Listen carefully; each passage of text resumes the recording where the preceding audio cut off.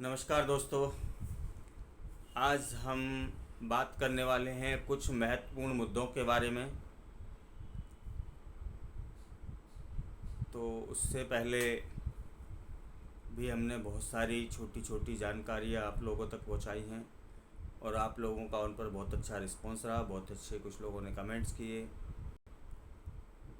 तो हम ये चाहेंगे भी और आगे भी हम कोशिश करेंगे कि आपके दोबारा कुछ नई चीज़ें लेकर के आएँ और दोबारा से कुछ नया नया आपके बीच में जो जानकारियाँ हैं वो महत्वपूर्ण जानकारी जो भी हैं जो कर्मचारियों से संबंधित हैं उसके बारे में हम आपको पहुंचाते रहें। तो आइए वीडियो को आगे बढ़ाते हैं और चर्चा करते हैं कि हम क्या क्या महत्वपूर्ण जानकारियाँ आपको दे सकते हैं और क्या क्या महत्वपूर्ण जानकारियाँ आपको होनी चाहिए।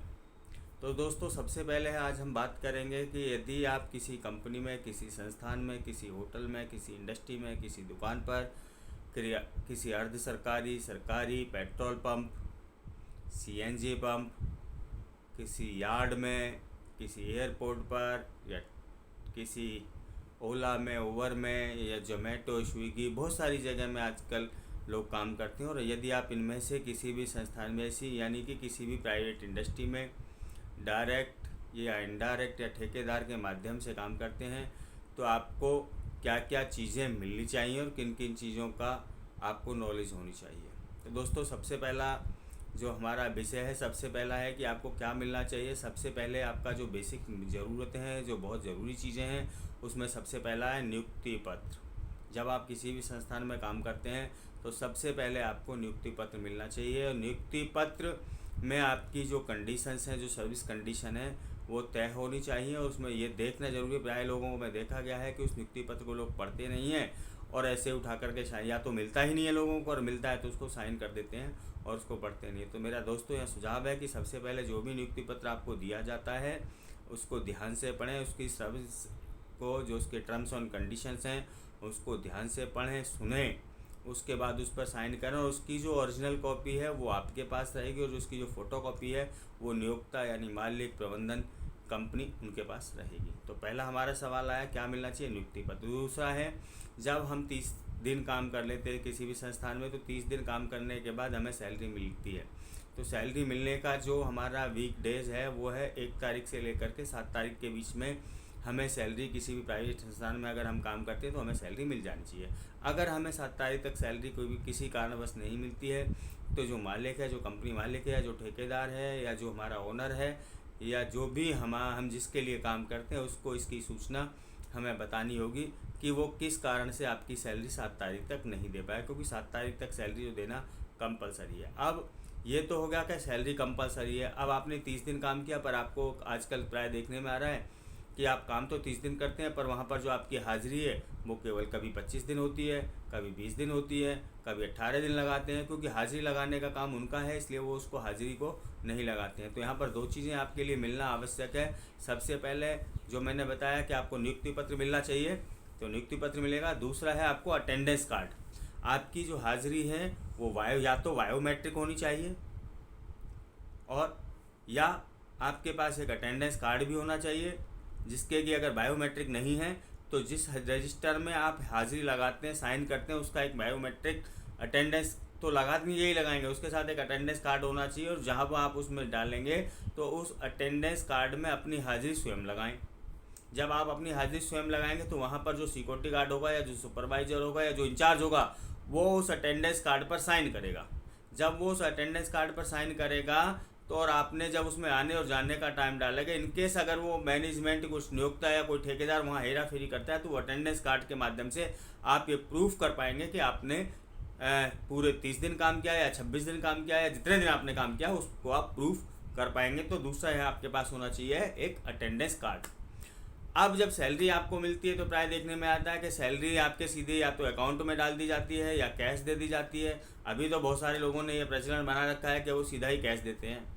कैश देते हैं तो उसमें आपकी कुछ भी वो कहीं साइन नहीं कराते, या साइन कराते हैं तो उस पर कुछ लिखा नहीं होता है। कई बार बहुत कम अमाउंट देते हैं और ज़्यादा पर साइन कराते हैं, अमाउंट ज़्यादा होता है उस पर, या कच्ची पेंसिल से लिख करके, जो पेंसिल होती है उससे लिख देते हैं और बाद में उसको इरेजर से मिटा करके उस पर जो भी अमाउंट वो बाद में भर लेते हैं, या रजिस्टर पर भी साइन कराते हैं अगर नगद पैसे देते हैं तो। या अगर वो अकाउंट में पैसे डालते हैं तो उसमें सिर्फ आपके अकाउंट में एक सैलरी आती है, जो सैलरी का पार्ट है वो सिर्फ जो भी सैलरी आपके अकाउंट में आती है, चाहे वो 2 रुपये आए, चाहे वो 2 लाख रुपये आए, चाहे 10 रुपये आए, वो सीधा आती है, पर उसका कोई भी कंपोनेंट नहीं होता।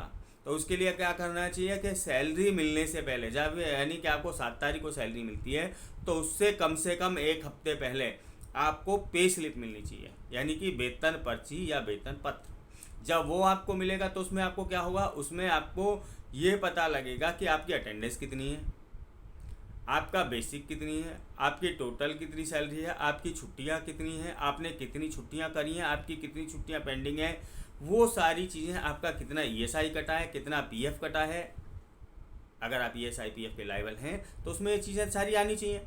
तो दोस्तों जब ये चीज़ें आपके पास आएंगी और सारी चीज़ें आप देखेंगे तो धीरे धीरे आपको पता लगेगा कि बहुत सारी चीज़ें आपके पास हैं।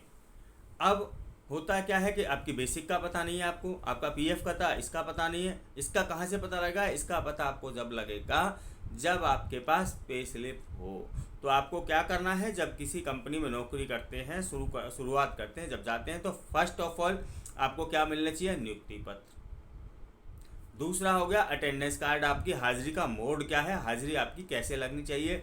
अगर बायोमेट्रिक लगती है वेल एंड गुड, अगर बायोमेट्रिक नहीं लगती है तो आप अपनी हाजिरी अपने रजिस्टर पर, जो भी कंपनी का रजिस्टर है इस पर स्वयं लगाएं, और एक अटेंडेंस कार्ड जो आपका मिलना चाहिए, क्योंकि हाजिरी रजिस्टर जो होगा वो मालिक के पास रहेगा, नियोक्ता कंपनी के पास रहेगा, जो अटेंडेंस का कार्ड है वो आपके पास रहेगा, जो आपकी पॉकेट में रहेगा और जाते आते आपको मिलेगा।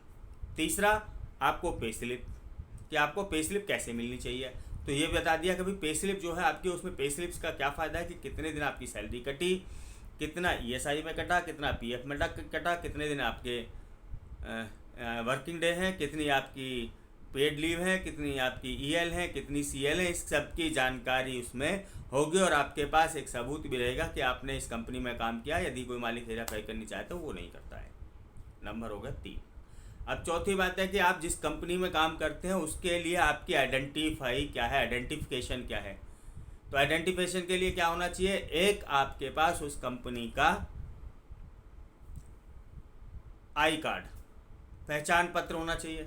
उस पहचान पत्र में क्या होना चाहिए, उस पहचान पत्र में वो कंपनी का पहचान पत्र हो जिसमें ये लिखा हो, उस कंपनी का नाम लिखा हुआ, उसका एड्रेस लिखा होगा, उसके बाद आपका नाम, आपके फादर का नाम, मदर का नाम, जो भी जो आपकी फॉर्मेलिटीज़ है, उसके बाद कंपनी का नाम, एड्रेस और एक इमरजेंसी नंबर होगा उसमें, और एक इमरजेंसी के लिए पुलिस का नंबर या फायर ब्रिगेड के नंबर, जो महिला हेल्पलाइन नंबर है, 1-2 नंबर उसमें होने आवश्यक है, ताकि तत्काल प्रभाव में यदि कभी आपको कोई इमरजेंसी होती है या किसी भी कर्मचारी को, चाहे वो महिला है चाहे पुरुष है, अगर उसको कोई इमरजेंसी होती है, तो वो उसके लिए कम से कम कोई भी कभी भी वो कॉल कर सके और उसकी एक पहचान रहेगी कि वो इस कंपनी में काम करता है, हम फला कंपनी के एम्प्लॉई हैं।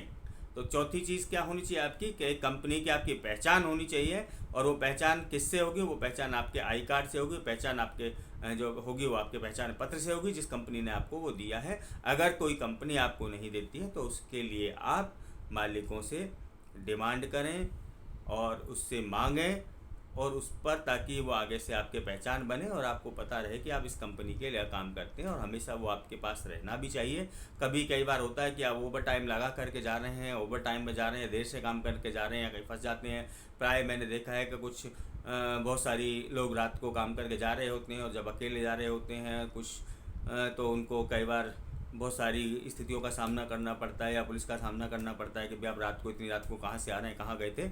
तो वो आई कार्ड आपके पास होता है, तो वो आपको कम से कम, पहला तो आपको ये प्रूफ हुआ, आधार कार्ड तो आपकी अकाउंट में रहेगा ही रहेगा जो आईडी प्रूफ है। दूसरा आप ये बता सकते हैं कि वो उस कंपनी में काम करते हैं और वो ओवर टाइम कर रहे थे या लेट नाइट तक काम किया, जिस कारण से वो लेट हो गए, और उस पर जो इमरजेंसी नंबर होता है आई कार्ड पर, वो ऐसा नंबर होना चाहिए ताकि वो कभी भी, अगर उस पर कभी भी कॉल किया जाए तो जो कंपनी का एम्प्लॉई है या जिसका भी वो नंबर है, कंपनी के किसी मालिक का है, ओनर का है, या जिस भी सुपरवाइज़र का है या किसी मैनेजर का है, ताकि वो उसको हमेशा उस नंबर को उठाए, पिक करे और उसका क्विकली रिप्लाई भी करे अगर कभी उस पर कॉल किया जाता है। तो 4 चीज़ों के बारे में आज हमने चर्चा करी।